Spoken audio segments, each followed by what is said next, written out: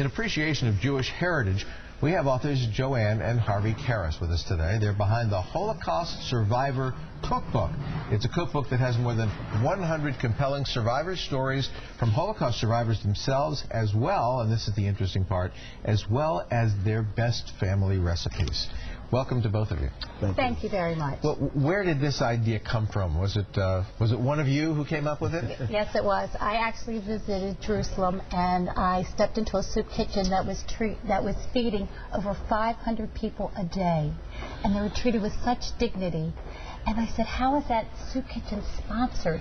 And they said, through donations to the United States. So I came home to America and put together this book with stories of Holocaust survivors with their pictures at wartime and recipes that is today help feeding that soup kitchen. We have given them over $72,000 to that soup kitchen and raised in total $300,000 for charity. Harvey, what's been your role in all this? Well, actually, Joanne is the genius behind the whole thing, but I've been helping from a business standpoint, make sure we get the books printed and distributed and sent out and take care of all those kinds of things. Now, how difficult was it, and where did you find the stories and the recipes? Since some of these people, are these all from survivors who are living or from those who may have passed on as well? They are either the children or actually the survivors themselves. And we actually started with the Holocaust Museum out of Washington, D.C., where they sent they were able to send our information that we were collecting Holocaust stories and recipes, and then also pictures. And so we collected from all over the world, from South Africa, New Zealand, Australia. The first 6 months I didn't get one, but we ended up with 129 stories and over 200 kosher recipes. Cool. Now you want to cook something easy up for us today. Yes, I would like to do that. What are you going to make? This recipe is from Lillian Berliner. She and her mother were starving in Auschwitz because each day they were given one bowl of dirty broth and a piece of bread that looked like coal. And to survive, this mother and daughter, they created these dream meals, and this is one of their dream recipes that I'm going to share. This they would have made for a luncheon. All right.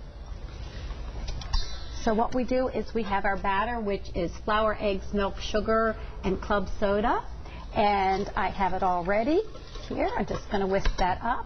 I have a flat crepe pan that is heated, and I'm going to just scoop it out just enough to make a nice flat, get it in the center, get it around the edges. Is the club soda to make it light? Yes, it is. And you should actually let that set for a little bit so that it'll make it nice and bubbly. And then what I'm going to do, I have a very hot little skillet here. I'm going to wait until the edges get nice and toasty, and then I'm actually going to flip it. It's going to look like this one that we have here. You can see the edges are nice and crispy. And then she had two fillings that she gave us.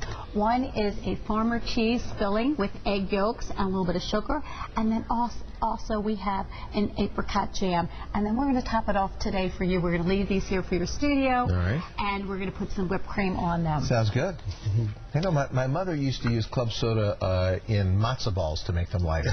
That's exactly right. That is certainly one of the wonderful tricks that they have been using for many generations. How important do you think this is to Jews around the country and around the world, what you're doing here with this?